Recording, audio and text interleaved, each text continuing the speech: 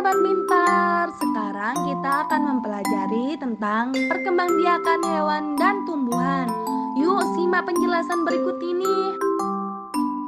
Nah, siapa yang di sini pernah melihat telur ayam menetas atau sapi yang melahirkan anak-anaknya? Mengapa ya hewan-hewan bisa memiliki anak? Yaps, betul. Jawabannya karena hewan bisa berkembang biak. Bukan hanya hewan saja, tumbuhan juga bisa berkembang biak. Perkembangbiakan dibagi menjadi dua macam. Yang pertama, generatif. Yang kedua, vegetatif. Apa ya bedanya? Perkembangbiakan generatif melalui proses pembuahan sehingga dibutuhkan dua individu, yaitu jantan dan betina. Sifat anak mereka merupakan variasi dari kedua induknya. Begitupun sebaliknya, perkembangbiakan vegetatif tidak melalui pembuahan sehingga cukup dengan satu individu. Sifat anaknya pun akan sama persis dengan induknya. Perkembangbiakan hewan secara vegetatif biasanya dilakukan oleh hewan yang berukuran kecil dan masih sederhana, seperti sel amoeba yang membelah diri menjadi dua sel amoeba.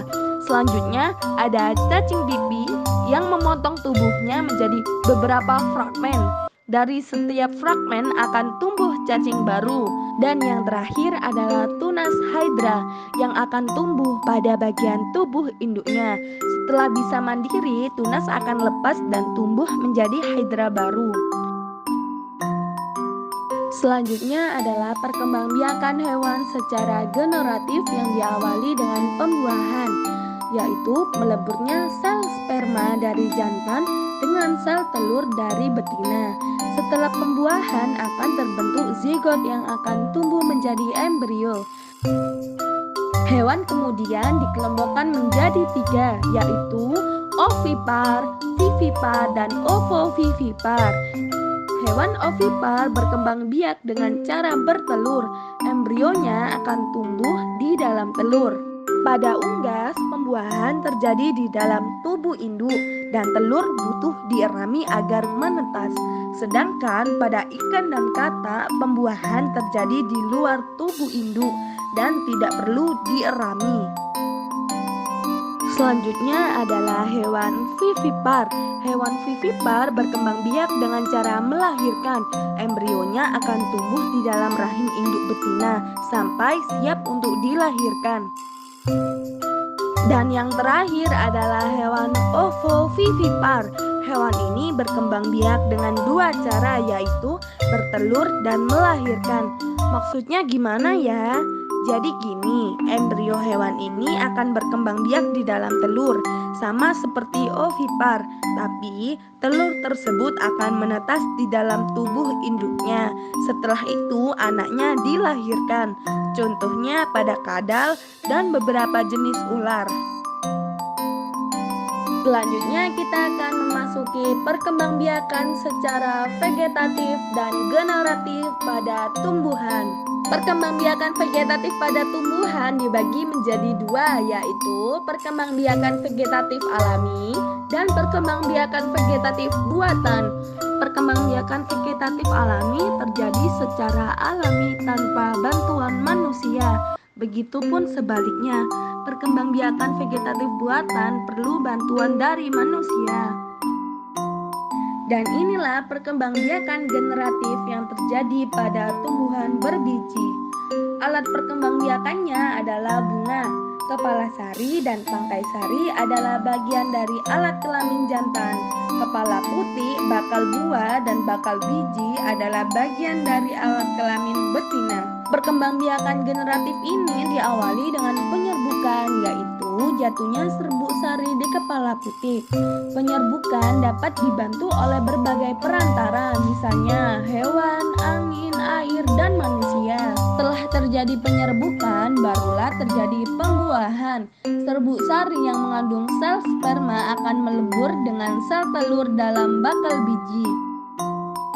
Berikut ini adalah contoh-contoh perkembangbiakan vegetatif buatan. Yang pertama, kopulasi atau menyambung dengan cara menggabungkan batang dari dua tanaman yang berbeda. Yang kedua, okulasi atau menempel dengan cara menempelkan tunas muda pada batang tanaman induk.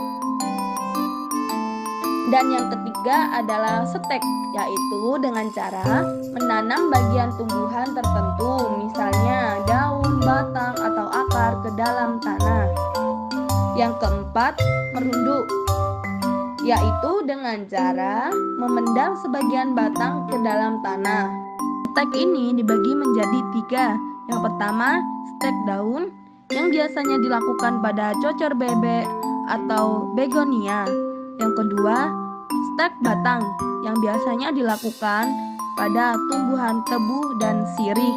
Yang ketiga, stek akar, yang biasanya dilakukan pada tumbuhan sukun dan kersen. Merunduk ini biasanya dilakukan pada tumbuhan apel dan bougainville. Dan yang terakhir adalah mencangkok, yaitu membuat akar baru pada batang yang dibungkus dengan tanah. Dan mencangkok ini biasanya dilakukan pada tumbuhan jambu dan belimbing. Berikut ini adalah contoh perkembangbiakan vegetatif alami. Yang pertama, rizoma atau akar tinggal pada tumbuhan jahe dan kunyit. Selanjutnya ada umbi lapis pada tumbuhan bawang merah dan bawang putih.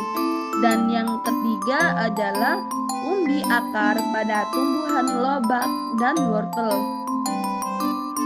Berikutnya ada spora pada tumbuhan paku dan lumut.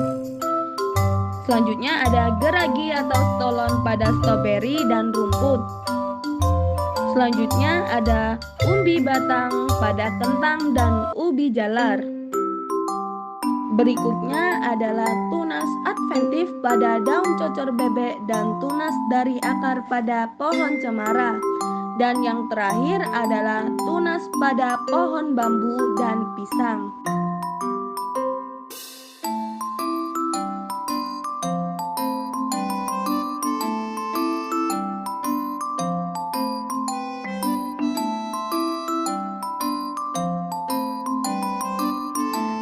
Kalian kan sudah tahu nih materi tentang perkembangbiakan hewan dan tumbuhan. Pasti kan sudah paham.